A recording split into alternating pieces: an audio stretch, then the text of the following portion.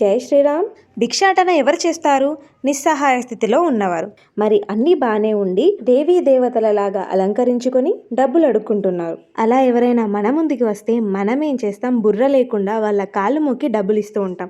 కానీ ఈ పెద్దావిడ ఏం చేశారో చూడండి. హనుమంతుడు అడుక్కోగా చూసినావా? ఆశీర్వాదం ఇస్తాడు, తనకు అన్నీ ఉన్నాయి. తను ఎందుకు అడుక్కుంటాడు? నువ్వు ఆ వేషం వేసుకొని ఎందుకు అడుక్కుంటున్నావు? నువ్వు ఇంకోటి వేసుకో, దగ్గర వేషం వేసుకొని అడుక్కో. అంతేగాని హనుమంతుడు వేషం వేసుకొని ఎందుకు అడుక్కుంటున్నావు? అంటే మా దేవుళ్ళు అడుక్కుంటే వాళ్ళనే? ఇంకేంటి నీ ఉద్దేశం? నువ్వు కళాకారుడు అయితే స్టేజీ మీద అడుగు, స్టేజీ మీద డాన్స్ వేయలేకపోతే అరుసు, పాటలు పాడు, పద్యాలు పాడు. ఏం నాలుగేళ్ళు చేసేది ఏముందో? ఏం చేసింది చెప్పమ్మా.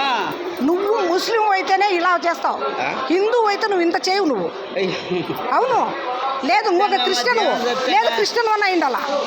అంత రెండు కాకుండా నువ్వు మా హనుమంతుని ఇంత అవమానం చేయవు నువ్వు. అయ్యో దేవుని దత్తంగా అట్ట ఇది మాలలు తీసి వృత్తి ఏంటి? వృత్తి నీకు రాసిచ్చినామా? మేమేమన్నా మా హిందూ ధర్మంలో దేవతల వేసుకొని అడుక్కదినమని చెప్పేసి మేము చెప్పినామా?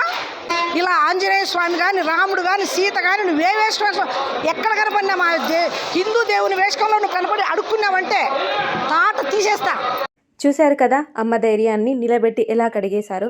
మనకి కూడా ఇలాంటి వ్యక్తులు ఎదురైతే మనము ఇలానే నిలదీయాలి, గొంతెత్తి ప్రశ్నించాలి. లేదా గుడిలో కనిపించే దేవీ దేవతలను మనం ఇలా ఈ నీచుల రూపంలో చూడాల్సి వస్తుంది. మనకెందుకులే అని వదిలేస్తే ఇలాంటి వారు వందలు వేలలో పుట్టుకొస్తారు. మన ధర్మాన్ని రక్షించుకోవాల్సిన బాధ్యత మనదే. జై శ్రీరామ్.